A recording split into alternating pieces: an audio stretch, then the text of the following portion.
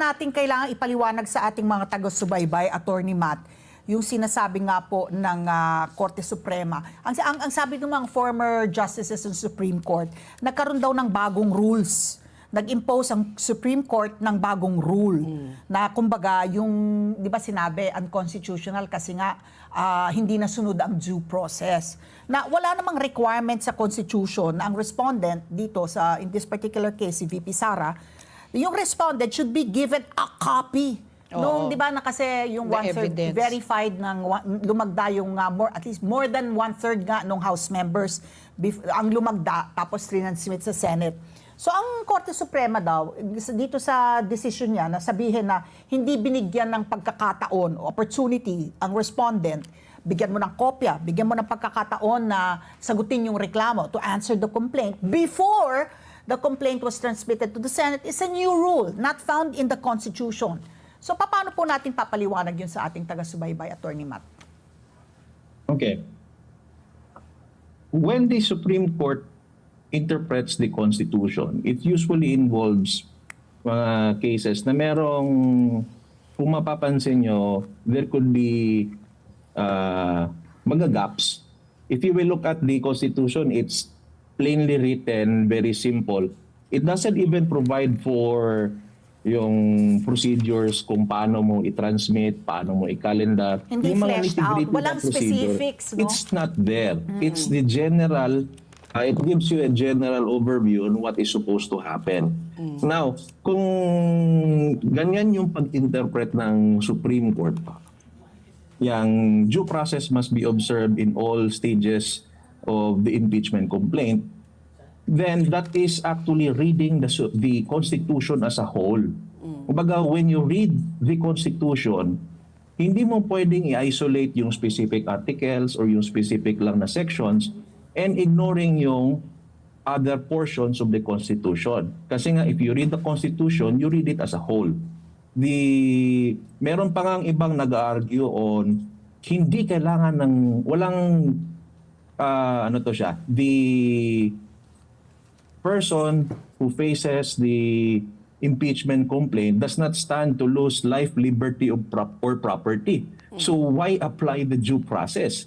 I mean, that is a very absurd position to take. Kasi nga, for example, a lowly government employee na magkaroon ng administrative case, sasabihan mo lang na since you're in government, you're holding a position of public trust, then you cannot consider your employment in government as a property right, unlike in the private sector.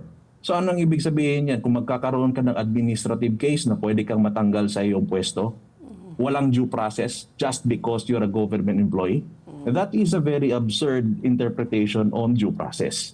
In my opinion, at the very least. So, Attorney Matt, I forget already kung sino yung nakausap namin, no? Parang ang feeling niya, and marami pong who also agree, na the decision was, hindi naman hasty, no? Because medyo ilang buwan na.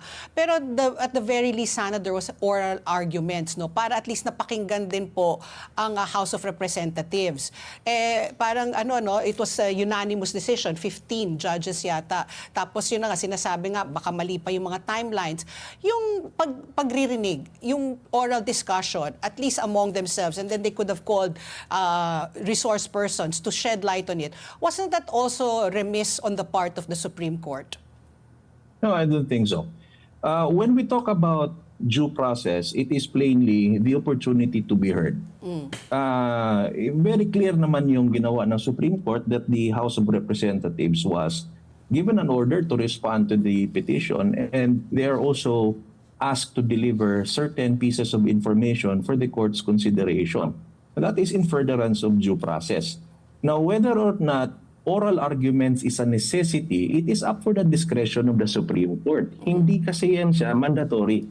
It's up to, maraming cases before the Supreme Court are decided even without oral arguments.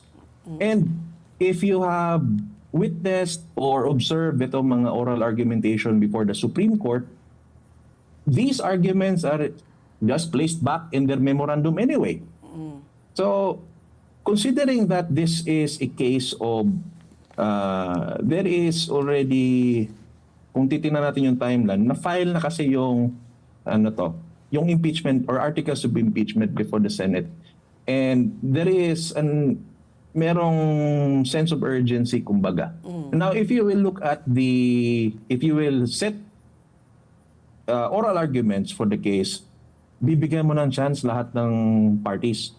You have the petitioners, dalawang group ng petitioners, may dalawang petition tayong pinag-uusapan. Yung mga respondents sasagot. Yung mga petitioners, magkakaroon din sila ng oral argumentation. And that can span months. And by that time, kung hindi mag-issue ang Korte Suprema ng TRO, the impeachment proceedings could already have concluded, making everything moot and academic. So, ano kasi recently, naglabas na rin, I think it was Senator Jinggoy Estrada Jose, mga 19 to 20 senators, ang killing nila is tumalima, no, sundin yung desisyon ng Korte Suprema. And we know naman kasi ang impeachment, political exercise, di ba? Had it been different na iba yung constitution nung 24 na senador natin, na mas marami kasi ngayon yung allied with Vice President Sara Duterte. And makikita nga natin na, sundin na lang natin yung desisyon ng Korte Suprema. Napag-uusapan dati, na which I think is already a moot point at this point in time, na yung Senate, yung upper house of the Congress, being a co-equal branch of government, ay has the choice na hindi tumalima doon sa desisyon po ng Korte Suprema? Attorney Matt? Hindi po. Kasi when it comes to matters of what is constitutional or unconstitutional, the Supreme Court is the only institution that is given that power under our Constitution.